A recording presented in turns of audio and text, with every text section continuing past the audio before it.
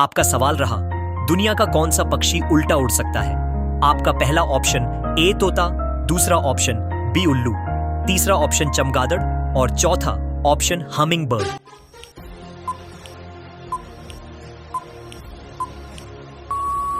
बेटा, मुझे देखकर इग्नोर मत करना। इस बार जो भी एग्जाम में पास होना चाहता है मैं पास कर दूंगी, मगर मेरा भी एक काम करना होगा। तुम्हें इस वीडियो को एक लाइक और चैनल को सब्सक्राइब करना होगा और 5 सच्चे मित्र को शेयर करना होगा और मेरे बेटे जाते जाते कमेंट में सरस्वती मान लिख। Option D humming bird.